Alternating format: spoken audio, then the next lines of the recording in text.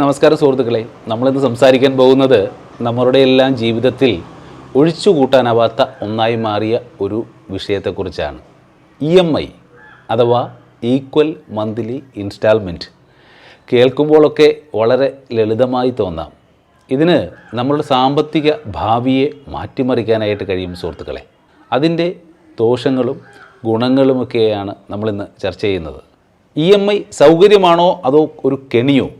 നമ്മളുടെ എല്ലാം മനസ്സിൽ ഒരുപാട് ആഗ്രഹങ്ങളുണ്ടായിരിക്കും. ഒരു പുതിയ വീട്, ഒരു പുതിയ വാഹനം, മക്കൾക്ക് മികച്ച വിദ്യാഭ്യാസം, അല്ലെങ്കിൽ ബിസിനസ് തുടങ്ങാനുള്ള സ്വപ്നങ്ങൾ, അല്ലേ? എന്നാൽ പലപ്പോഴും ഈ ആഗ്രഹങ്ങൾ യാഥാർത്ഥ്യമാക്കാൻ ആവശ്യമായ വലിയൊരു തുക ഒറ്റയടിക്ക് കണ്ടെത്താൻ നമുക്ക് സാധിക്കാറില്ല. ഇവിടെയാണ് EMI ഒരു രക്ഷകനായിട്ട് കടന്നു വരുന്നത്. എന്നാൽ ഈ രക്ഷകൻ ചിലപ്പോൾ ഒരു വില്ലനായി മാറിയേക്കാം. എപ്പോഴാണ് EMI നമ്മളുടെ കൂട്ടുകാരനാകുന്നത് എന്നാണ് നമുക്ക് നോക്കേണ്ടത്. എപ്പോഴാണ് അത് നമ്മളെ കെണിയിലാക്കുന്നത്, അതും നമുക്ക് നോക്കാം. ഞാനൊരു കഥ പറയാം. രാമുവിൻ്റെ കഥയാണ്. രാമു എന്നൊരു ചെറുപ്പക്കാരനുണ്ടായിരുന്നു. ഒരു സാധാരണ വരുമാനക്കാരൻ. രാമുവിൻ്റെ കൂട്ടുകാർക്കെല്ലാം പുതിയ മോഡൽ സ്മാർട്ട് ഫോണുകളുണ്ട്. അവനിലും ആ ആഗ്രഹം അങ്ങ് ശക്തമായി. കയ്യിൽ ആവശ്യത്തിന് പണമില്ലെങ്കിലും EMI എന്ന മാന്ത്രിക വാക്ക് അവന് മുന്നിൽ ഒരു വഴി തുറന്നു. പ്രതിമാസം ചെറിയൊരു തുക മാത്രം അടച്ചാൽ മതി. അങ്ങനെ അവൻ ഒരു പുതിയ ഫോൺ EMIയിൽ സ്വന്തമാക്കി. ആദ്യമൊക്കെ അവന് വലിയ സന്തോഷമായിരുന്നു. എന്നാൽ ഓരോ മാസവും ശമ്പളം വരുമ്പോൾ ആ EMI തുക മാറ്റിവെക്കേണ്ടി വന്നപ്പോൾ അവൻ ഞെട്ടി. മറ്റ് അത്യാവശ്യ ചിലവുകൾക്ക് പോലും പണം തികയാതെ വന്നു. ഒരു ഫോൺ വാങ്ങാൻ തുടങ്ങിയ ആഗ്രഹം അവനെ വലിയ സാമ്പത്തിക ബുദ്ധിമുട്ടുകളിലേക്ക് തള്ളിവിട്ടു എന്നുള്ളതാണ്. ഈ രാമുവിൻ്റെ ഒരു കഥ ഞാൻ പറഞ്ഞത് നമുക്കെല്ലാവർക്കും ഒരു മുന്നറിയിപ്പാണ്. നമ്മളിന്ന് ജീവിക്കുന്നത് ഇൻസ്റ്റൻറ്റ് ഗ്രാറ്റിഫിക്കേഷൻ അഥവാ ഉടൻ ലഭിക്കുന്ന സംതൃപ്തി എന്ന ആശയത്തിന് വലിയ പ്രാധാന്യം നൽകുന്ന ഒരു ലോകത്താണ്. എന്തും ഉടൻ വേണം. കാത്തിരിക്കാനായിട്ട് നമുക്ക് ക്ഷമയില്ല. പുതിയൊരു സാധനം കണ്ടാൽ അത് സ്വന്തമാക്കാനുള്ള ആഗ്രഹം, അത് നിയന്ത്രിക്കാൻ പലർക്കും സാധിക്കാറില്ല. ഈ ഉപഭോക്തൃ മനോഭാവത്തെ ഏറ്റവും നന്നായി മുതലെടുക്കുന്ന ഒന്നാണ് EMI. ഇപ്പോൾ വാങ്ങൂ, പിന്നീട് അടയ്ക്കൂ, 0% ഇൻട്രസ്റ്റ് എന്നൊക്കെ ഉള്ള ആകർഷകമായ വാഗ്ദാനങ്ങൾ നമ്മളുടെ മനസ്സിനെ വല്ലാതെ സ്വാധീനിക്കുന്നുണ്ട്. എന്നാൽ ഈ താൽക്കാലിക സന്തോഷം ചിലപ്പോൾ വലിയ സാമ്പത്തിക ഭാരങ്ങളിലേക്ക് നമ്മൾ എത്തിച്ചേക്കാം.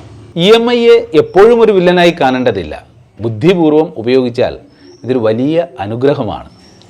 നമ്മുടെ ഭാവിയെ മെച്ചപ്പെടുത്തുന്ന വലിയ നിക്ഷേപങ്ങൾക്ക് EMI ഒരു വലിയ സഹായം തന്നെയാണ്. സ്വന്തമായി ഒരു വീട് എന്നത് എല്ലാവരുടെയും സ്വപ്നമാണ്. ഒറ്റയടിക്ക് വലിയ തുക കണ്ടെത്താൻ സാധാരണക്കാർക്ക് കഴിയില്ല. അവിടെയാണ് ഹോം ലോൺ EMI സഹായത്തിനെത്തുന്നത്. ചെറിയ പ്രതിമാസ അടവുകളിലൂടെ നമുക്ക് സ്വന്തമായൊരു കൂര എന്ന സ്വപ്നം യാഥാർത്ഥ്യമാക്കാം. ഇത് വെറും ഒരു ചിലവല്ല, മറിച്ച് നമ്മളുടെ ആസ്തി വർദ്ധിപ്പിക്കുന്ന ഒരു നിക്ഷേപമാണ്. മക്കൾക്ക് മികച്ച വിദ്യാഭ്യാസം നൽകേണ്ടത് ഓരോ മാതാപിതാക്കളുടെയും കടമയാണല്ലേ. ഉന്നത വിദ്യാഭ്യാസത്തിന് വലിയ സാമ്പത്തിക ചിലവ് വരും. എഡ്യൂക്കേഷൻ ലോൺ EMI ഉപയോഗിച്ച് നമുക്ക് ആ ഭാരം ലഘൂകരിക്കാം. വിദ്യാഭ്യാസം എന്നത് ഒരു വ്യക്തിയുടെ ഏറ്റവും വലിയ നിക്ഷേപമാണ്. അത് അവരുടെ ഭാവിയെ സുരക്ഷിതമാക്കുന്നു. പുതിയൊരു സംരംഭം തുടങ്ങാൻ അല്ലെങ്കിൽ നിലവിലുള്ള ബിസിനസ് വികസിപ്പിക്കാൻ വലിയ മൂലധനം ആവശ്യമായി വരും. ബിസിനസ് ലോണുകളും EMI സൗകര്യങ്ങളും ഇവിടെ പ്രയോജനപ്പെടുത്താം. ശരിയായ രീതിയിൽ ഉപയോഗിച്ചാൽ ഇത് പുതിയ വരുമാന മാർഗങ്ങൾ തുറക്കുകയും സാമ്പത്തിക വളർച്ചയ്ക്ക് സഹായിക്കുകയും ചെയ്യും. ഏതൊക്കെയാണ് അത്യാവശ്യ സാഹചര്യങ്ങൾ എന്ന് നമുക്ക് നോക്കാം. ചിലപ്പോൾ അപ്രതീക്ഷിതമായ ആരോഗ്യ പ്രശ്നങ്ങളോ മറ്റ് അത്യാവശ്യ സാഹചര്യങ്ങളോ ഒക്കെ വന്നേക്കാം, അല്ലേ? അത്തരം സന്ദർഭങ്ങളിൽ അത്യാവശ്യമായ ചിലവുകൾക്ക് EMI ഒരു താൽക്കാലിക ആശ്വാസം നൽകിയേക്കാം. ഈ ഉദാഹരണങ്ങളിൽ EMI എന്നത് ഒരു അനാവശ്യ ചിലവല്ല, മറിച്ച് നമ്മളുടെ ജീവിത നിലവാരം ഉയർത്താനും ഭാവിയെ സുരക്ഷിതമാക്കാനും സഹായിക്കുന്ന ഒരു ഉപാധിയാണ്. EMI ഒരു കെണിയായി മാറുന്നത് എപ്പോഴാണ്? അനാവശ്യമായ കാര്യങ്ങൾക്ക് അല്ലെങ്കിൽ അത്യാവശ്യമില്ലാത്ത ആഡംബരങ്ങൾക്ക്, നമ്മളുടെ വരുമാനത്തിന് താങ്ങാൻ കഴിയാത്ത വസ്തുക്കൾക്ക് നമ്മൾ EMI എടുക്കുമ്പോൾ. ഒരു പുതിയ ഫോൺ, ഏറ്റവും പുതിയ മോഡൽ TV, ഫാഷന് വേണ്ടി വാങ്ങുന്ന വില കൂടിയ സാധനങ്ങൾ, ഇവയൊക്കെ EMIയിൽ വാങ്ങുമ്പോൾ നമ്മളുടെ വരുമാനത്തിൻ്റെ നല്ലൊരു ഭാഗം ഓരോ മാസവും ചോർത്തിക്കളയും എന്നുള്ളതാണ്. ഈ വസ്തുക്കളുടെ വില കുറഞ്ഞു വരികയും ഡിപ്രീസിയേഷൻ സംഭവിക്കുന്നു. അവ പെട്ടെന്ന് കാലഹരണപ്പെടുകയും ചെയ്യും. പലിശയുടെ ഭാരം ഒന്ന് ഓർക്കുക. ഓരോ EMIക്കും അതിൻ്റേതായ പലിശയുണ്ട്. ഒരു സാധനത്തിൻ്റെ വില മാത്രമല്ല, പലിശയും ചേർത്താണ് നമ്മൾ അടയ്ക്കുന്നത്. പലപ്പോഴും നമ്മൾ എത്ര പലിശയാണ് അടയ്ക്കുന്നതെന്ന് ചിന്തിക്കാറില്ല. ഈ ചെറിയ തുകകൾ ഒരുമിച്ച് കൂടുമ്പോൾ അത് വലിയൊരു ഭാരമായിട്ട് മാറുന്നു. എങ്ങനെയാണ് ഈ കടക്കണി ഉണ്ടാകുന്നത്, ഡെപ്റ്റ് ട്രാപ്പ് ഉണ്ടാകുന്നതെന്ന് നോക്കാം. ഒരു EMI അടച്ചു തീർക്കാൻ മറ്റൊരു EMI എടുക്കേണ്ട അവസ്ഥ വരുമ്പോൾ നമ്മൾ കടക്കണിയിലേക്ക് വീഴുകയാണ്. ഒരു ക്രെഡിറ്റ് കാർഡിൻ്റെ ബിൽ അടയ്ക്കാൻ മറ്റൊരു ക്രെഡിറ്റ് കാർഡ് ഉപയോഗിക്കുന്ന അവസ്ഥ, ഇതൊരു ചുഴലിക്കാറ്റ് പോലെ നമ്മളെ കടക്കണിയിലേക്ക് ആഴ്ത്തും. ഈ അവസ്ഥയിൽ നിന്ന് പുറത്തു കടക്കാൻ വളരെ പ്രയാസമാണ്. എത്രയോ കുടുംബങ്ങൾ ഈ കെണിയിൽപ്പെട്ട് ജീവിതം താറുമാറാക്കിയിട്ടുണ്ട്. മാനസിക സമ്മർദ്ദമാണ് ഏറ്റവും വലിയ കാര്യം. സാമ്പത്തിക ഭാരം വലിയ മാനസിക സമ്മർദ്ദത്തിന് കാരണമാകും. ഓരോ മാസവും EMI അടയ്ക്കാൻ പണം കണ്ടെത്തണം എന്ന ചിന്ത നമ്മളുടെ സമാധാനം കെടുത്തുന്നു. ഇത് കുടുംബ ബന്ധങ്ങളെയും ആരോഗ്യത്തെയും ഒക്കെ ബാധിക്കുന്നു എന്നുള്ളതാണ്. ഉത്തരവാദിത്തമുള്ള സാമ്പത്തിക ജീവിതത്തിനുള്ള നുറുങ്ങുകളാണ് ഞാൻ ഇനി പറയുന്നത്. EMI ഉപയോഗിക്കുമ്പോൾ നമ്മൾ പല കാര്യങ്ങൾ ശ്രദ്ധിക്കേണ്ടതുണ്ട്. ആവശ്യകത തിരിച്ചറിയുക എന്നുള്ളതാണ് ആദ്യത്തെ കാര്യം. ഇത് നമുക്ക് അത്യാവശ്യമാണോ, അതോ വെറുമൊരു ആഗ്രഹം മാത്രമാണോ? ഇത് വാങ്ങുന്നത് എൻ്റെ ഭാവിയെ എങ്ങനെ ബാധിക്കും? ഈ ചോദ്യങ്ങൾ സ്വയം ചോദിക്കുക. വരുമാനം വിലയിരുത്തുക എന്നുള്ളതാണ് അടുത്തത്.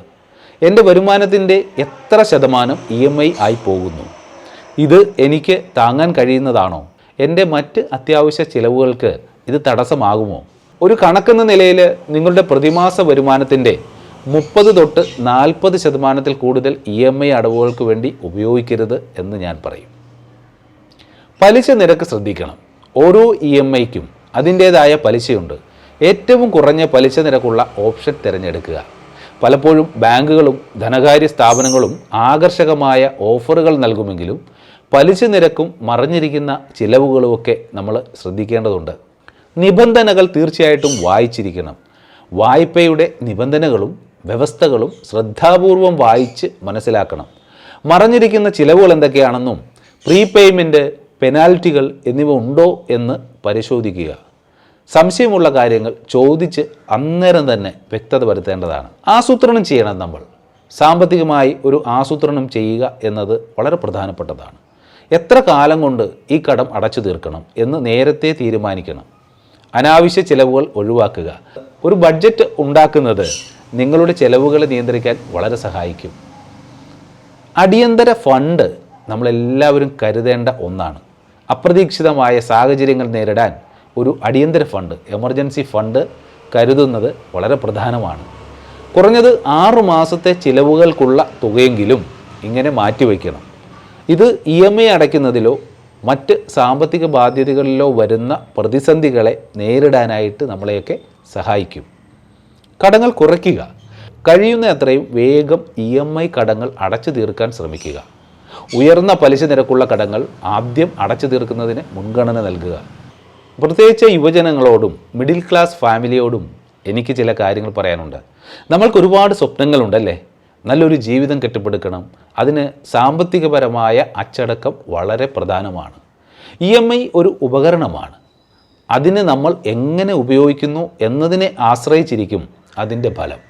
ഒരു ചുറ്റിക നല്ലൊരു വീട് പണിയാനും ഉപയോഗിക്കാം, ഒരാളെ ഉപദ്രവിക്കാനും ഉപയോഗിക്കാം. അതുപോലെയാണ് EMI. നമ്മൾ എപ്പോഴും ചിന്തിക്കേണ്ടത്, എനിക്ക് ഇത് ആവശ്യമുണ്ടോ? ഇത് എൻ്റെ ഭാവിയെ സഹായിക്കുമോ? അല്ലെങ്കിൽ ഇത് എന്നെ കടക്കണിയിലേക്ക് തള്ളിവിടുമോ? ഇത് കേവലം ഒരു കടം വാങ്ങുന്നതിനേക്കാൾ ഉപരി ഒരു സാമ്പത്തിക ശീലമാണ്. ഉത്തരവാദിത്തമുള്ള സാമ്പത്തിക ശീലങ്ങൾ വളർത്തിയെടുക്കുക എന്നത് ഒരു ജീവിത പാഠമാണ് സുഹൃത്തുക്കളെ. ഓർക്കുക, സാമ്പത്തിക സ്വാതന്ത്ര്യം എന്നത് ഒരു വലിയ അനുഗ്രഹമാണ്. കടബാധ്യതകൾ ഇല്ലാത്ത ഒരു ജീവിതം നിങ്ങൾക്ക് മാനസിക സമാധാനം നൽകും. അനാവശ്യമായ EMIകൾ നിങ്ങളുടെ സ്വപ്നങ്ങളെ തടസ്സപ്പെടുത്തരുത്. അതുകൊണ്ട് എൻ്റെ പ്രിയപ്പെട്ടവരെ, ഇന്നു മുതൽ നമുക്കൊരു പ്രതിജ്ഞ എടുക്കാം. ഓരോ സാമ്പത്തിക തീരുമാനവും വിവേകപൂർവ്വം എടുക്കുക.